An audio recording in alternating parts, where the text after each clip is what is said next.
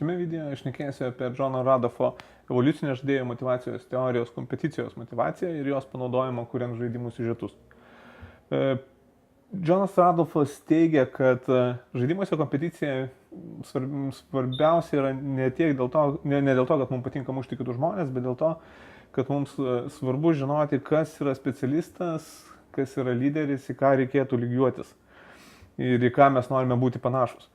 Ir būtent žaidimo kompeticija sukuria šitos modelius, į kuriuos lygiuojasi kiti žaidėjai. Tai yra, kuriant kompeticiją, svarbiausi dalykai yra konfrontacijos mechanika. Tai yra konfrontacijos vieno žaidėjo su kitais žaidėjais mechanika, galimybės, kokiu būdu gali įeiti į konfliktą ir išsiaiškinti, kas yra nugalėtojas. Taip pat konfrontacijos su žaidimo erdvė mechanika. Tai yra, kokie yra iššūkiai ir kokiu būdu jie gali juos įveikti ir kodėl vieni žmonės juos gali įveikti geriau negu kiti žmonės. Kitas dalykas yra kompeticijos erdvė. Tai yra, kokioje erdvėje gali vykti konfrontacija. Ar tai yra visa žaidimo erdvė, ar tai yra kažkokios konkrečios vietos. Ar kažkokios tai erdvės yra labiau palankios konfrontacijai, ar kitos mažiau palankios. Ir tai yra žaidimo proceso dalis ir žaidimo lygių dizainų, tų aplinkos dizainų dalis. Ir kitas dalykas yra savo pasiekimų demonstracija. Jeigu jūs esate lyderis, jūs turite kažkaip demonstruoti visiems kitiems žmonėms, parodyti tai.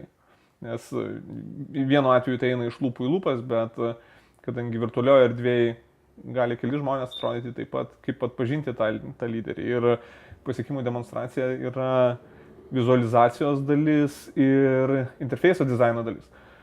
Taigi šitos trys pagrindinės grupės ir apima konfrontaciją žaidimuose, bet visa tai yra už siužeto kūrimo dalių. Taigi kaip jūs galite panaudoti žaidimo kompeticijos mechanikas, kurdami žaidimų siužetus. Visų pirma, jūs turite turėti omeny, kokia jūsų pagrindinė užduotis yra. Jūs turite turėti omeny, kad žmonės tiesiog vengia kompeticijos. Pirmiausia dėl to, kad jie bijo pralaimėti, nes mes paprastai neįsime draugiškų rungtynių su pasaulio bokso čempionu. Ne? Ir nors kiekvienas, pavyzdžiui, Lietuvos žmogus turbūt yra pats geriausias krepšinio treneris, bet mes neteikiam savo kandidatūrų, kai yra renkamas naujas rinktinės treneris.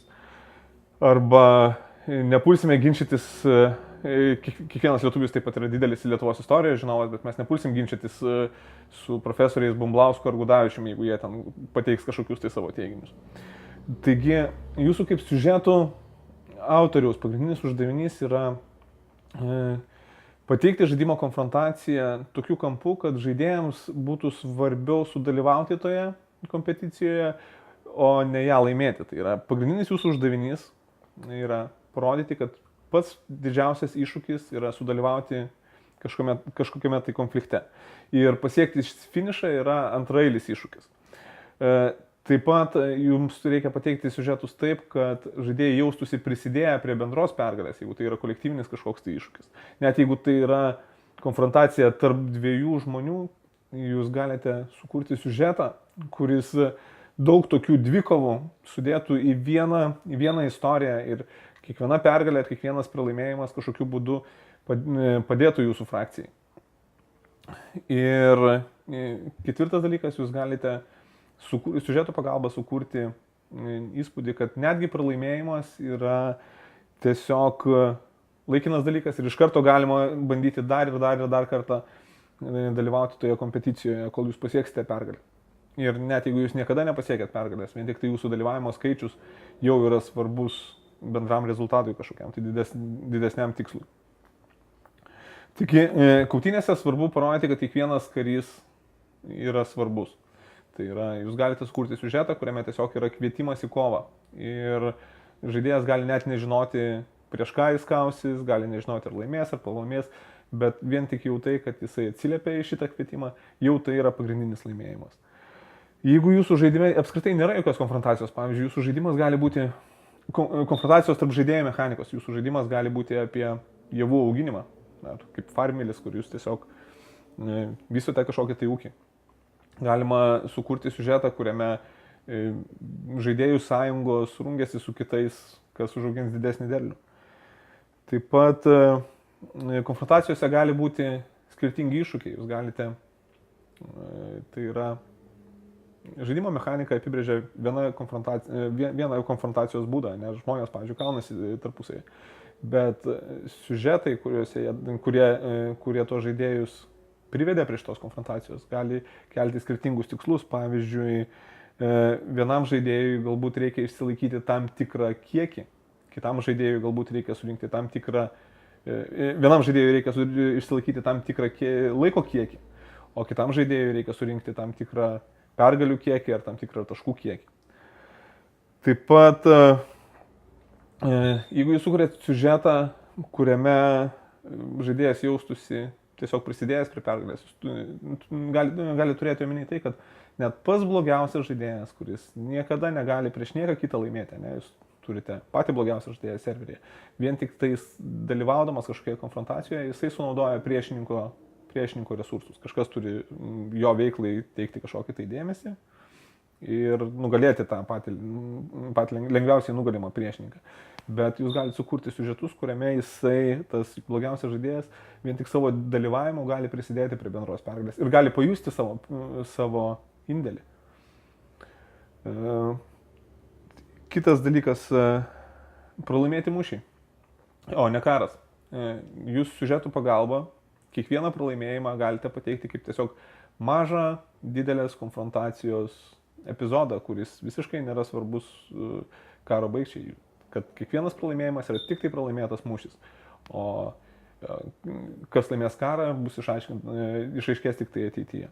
Ir pabaigai aš norėčiau Jums duoti užduotį. Įsivaizduokite, kad aš kuriu žaidimą apie modelių agentūrą. Ir žaidėjai atliks rūbų dizainerių vaidmenį. Mano žaidime bus modeliai, kurie demonstruos žaidėjų sukurtus rūbus, jie bus kompiuterio valdomi personažai ir taip pat bus rūbų maketavimas. Bus daug įvairių aprangos detalių, iš kurių galima bus sukurti pačias įvairiausias kombinacijas. Ir paskui tie rūbai bus dedami ant modelių, jie bus demonstruojami. Ir patys žaidėjai paskui išrinks nugalėtojus. Jie vertins vienas kito kūrybą. Dabar aš matau šitame žaidimo modelyje, šioje žaidimo vizijoje du tokius negerus dalykus, dvi baimės turiu. Pirmiausia, aš manau, kad menininkai visokie manęs nekęs, nes galbūt bus per mažai elementų ir jie negalės pilnai išreikšti savęs. Jie visą laiką sakys, kad mano modelis nebuvo išrinktas galbūt todėl, kad aš čia neturėjau pakankamai įrankių, kad savo viziją įgyvendinčiau. Ir antras dalykas, kurio aš bijau, yra tas, kad jeigu žaidimą žais vienišius kažkoks žmogus, kurio niekas nepažįsta, net jeigu jisai sukurs labai gražius modelius, niekas už jį nebalsuos, nes kiti žmonės, kurie pažįsta vienas kitą, jie balsuos už vienas kitą. Ir žaidimas gausis ne apie žaidimo dizainą ir modelių vertinimą, o žaidimas bus apie tai, kas turi didesnę draugų kompaniją. Taigi, jums kaip siužeto autoriui aš norėčiau iškelti 3 uždavinius. Pirmiausia, man reikia įtikinamų siužetų, kurie įtrauktų žaidėjus į kompeticiją. Net nesvarbu, ar jie tiki savo pergalę ar ne. Bet įtrauktų į kompeticiją, bet sumažintų pralaimėjimo baimę. Antras dalykas, man reikia siužetų, kuriuose būtų laimėtojas, bet nebūtų pralaimėtojo.